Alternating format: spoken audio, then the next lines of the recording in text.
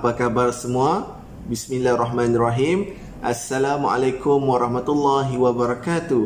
Dan salam terus berkongsi. Jadi apa khabar adik-adik dan rakan-rakan guru sekalian? Saya harapkan anda semua kekal berada dalam keadaan yang sihat walafiat. Baiklah, jom belajar bahasa Melayu tahun 6 Sekolah Jenis Kebangsaan. Baiklah, kali ini kita akan belajar dalam tema yang kedua, iaitu kesihatan dan kebersihan. Dan kita akan belajar dalam unit yang kelima, iaitu kebersihan jadikan amalan. Jadi adik-adik sekalian bolehlah merujuk buku teks bahasa Melayu tahun 6 Sekolah Jenis Kebangsaan semakan KSSR semakan 2017 pada muka surat 31. Baiklah, jom kita lihat standard kandungan yang kita akan belajar dalam kali ini. Baiklah, standard kandungan yang kita akan belajar dalam pembelajaran kali ini ialah 4.3, iaitu menghasilkan bahan sastra dengan menyerapkan keindahan dan kesantunan bahasa serta mempersembahkannya secara kreatif. Seterusnya, kita lihat pula standard pembelajaran yang kita akan belajar dalam pembelajaran kali ini, iaitu 4.3.2, menghasilkan cerita dengan bahasa yang indah dan santun berdasarkan bahan rangsangan dan mempersembahkannya secara kreatif. Seterusnya, jom kita lihat pula objektif pembelajaran yang kita perlu capai dalam pembelajaran kali ini. Murid-murid, iaitu adik-adik sekalian, dapat menghasilkan cerita dengan bahasa yang indah dan santun, lalu mempersembahkan cerita secara kreatif. Baiklah, jom kita lihat gambar dan juga beberapa maklumat yang diberikan, iaitu dalam tajuk tetamu tidak diundang. Baiklah, berdasarkan gambar ini kita lihat seorang watak, iaitu watak perempuan Nisha. Dia tekun belajar sehinggalah apabila sampai waktu mengantuk, setelah makan, makanan ataupun sisa makanan tidak dibuang, pinggan-pinggan dan juga gelas juga tidak dibersihkan, dia terus tidur. Baiklah, jadi akibatnya gambar yang di bawah kita lihat, akibatnya tetamu yang tak diundang, iaitu lipas ataupun serangga perosak datang. Kenapa? Kerana ada sisa makanan yang tidak dibuang ataupun dibersihkan.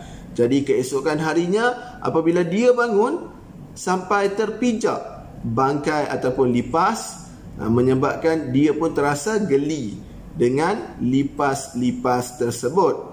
Jadi apabila berlaku ini, barulah Nisha sedar bahawa beliau ataupun dia perlu menjaga kebersihan biliknya dan dia tidak akan mengulangi perbuatan seperti yang dia lakukan dalam gambar ini lagi.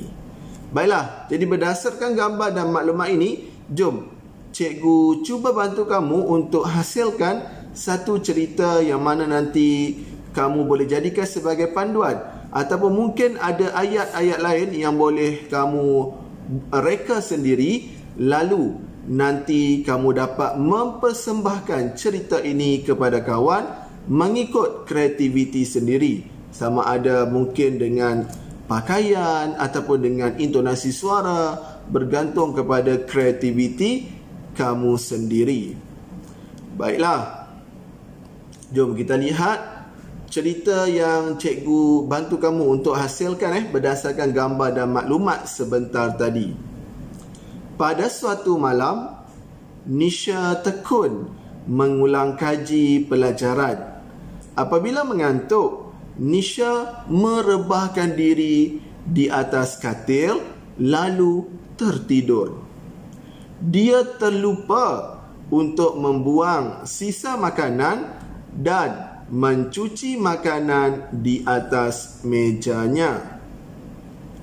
Dalam kegelapan malam, bilik Nisha didatangi tetamu yang tidak diundang.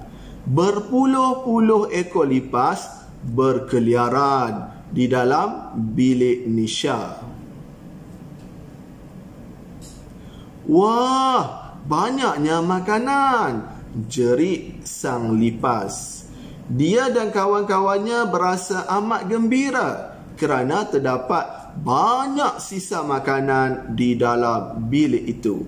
Lipas-lipas itu merayak ke merata-rata tempat. Serangga perosak itu berkeliaran di dalam bilik Nisha kerana mahu mencari makanan dan menikmatinya. Lipas-lipas itu gembira kerana rezeki terhidang di atas meja.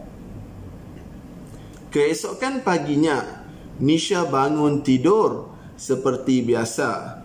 Tanpa disedarinya, dia terpijak beberapa ekor bangkai lipas di atas lantai. Gelinya!